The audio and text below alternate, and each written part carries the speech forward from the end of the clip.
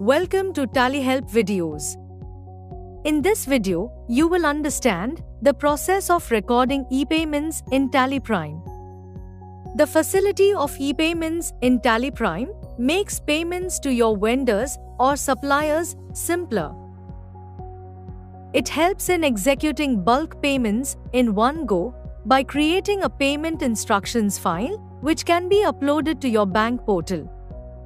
This saves you a great deal of time in making payments and tracking them. In Tally Prime, you can record e-payments with RTGS, NEFT, or any other transfer mode supported by your bank. Thereafter, you can process the payment with the bank. This facility makes the payment process easy, hassle-free, and accurate. It also helps you build better relationship with your suppliers. To start making e-payments to your suppliers, you first need to set up your bank ledger. Consider that you have an account in Kotak Mahindra Bank through which you want to make e-payments. From Gateway of Tally, alter Master and select Ledger. Select the Kotak Mahindra Bank ledger. Ensure that you enter the account number, IFS code, and client code. Now, let's set alter the bank configuration. Set Enable e-payments as Yes. Press Y and you can view the banks supported for e-payments. You need to contact your bank to enable bulk e-payments facility. Moreover, you will need to enable the bank reverse file facility at the bank so that you can import the bank reverse file into Tally Prime and update the payment status. You can find the details for your bank in the TallyHelp page.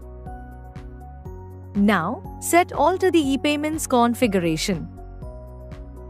Consider that your bank follows the system of product code. Let's specify the product code based on the payment type. Enter the product codes for payments. Press Ctrl A to save. Specify the path for all the files related to e-payments. Press Ctrl A to save the configuration. Now, press Ctrl A to save the ledger. Now that we have all the necessary details in the bank ledger, let's proceed to record an e-payment. Press Alt-G and select Create Voucher. The voucher type can be payment, contra, or journal as needed. Consider that you are making e-payments through a payment voucher. Select the bank ledger. Now, select the ledger account. Enter the amount to be paid. Now, press Enter on the voucher amount. In the bank allocation screen, the transaction type can be e-fund transfer, e-check or EDD as supported by your bank. Select the relevant e-fund transfer. Let's select NEFT. If there are bank details in the party ledger, those will be prefilled here. Verify the details and press Ctrl A. Press Ctrl A to save the voucher. Now, let's view the e-payments report. Press Alt-G, type or select banking activities, and press Enter. In the e-payments column, select the bank ledger and press Enter. The e-payments report provides you with an overview of the unreconciled e-payments. You can see the count and amount of transactions that are pending for sending to bank and sent to bank unreconciled. Drill down further and you can view the sections of the report. In the Ready for Sending to Bank section, you can view the payment voucher that we just recorded. Press Escape. In incomplete or incorrect transaction details, you can view the transactions with errors that need to be resolved. Press Escape. Let's go into the mismatch in bank details with Masters section. You can view the alterations that have led to mismatch as compared to the details in the Masters. You can resolve the errors and warnings so that the voucher will be ready to be sent to the bank. Under Send to Bank, you have transactions that are exported and are in progress at the bank portal. The Unsuccessful section has payments that have failed due to some error at the bank or in case the payment has been rejected by an approver on the bank portal. The Successful section contains payments that are fully processed by the bank.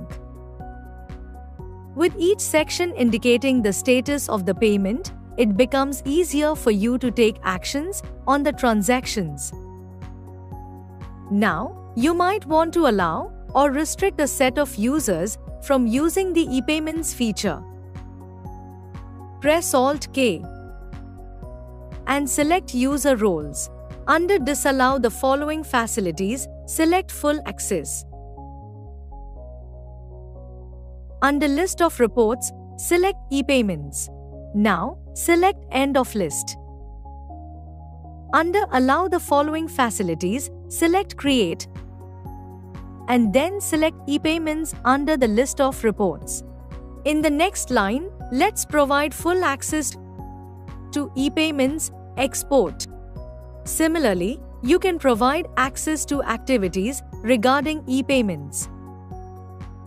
To know more about the user access to activities, you can watch our video, How to Restrict or Disallow Users from Performing Certain Activities in TallyPrime. As you saw, in TallyPrime, you can easily set up your bank ledgers, record ePayments, and know the status of ePayments. Moreover, you can also restrict or disallow users from performing a few activities. Thank you. On any screen in TallyPrime, press Ctrl F1 to learn how to complete the task. You can also WhatsApp us for assistance.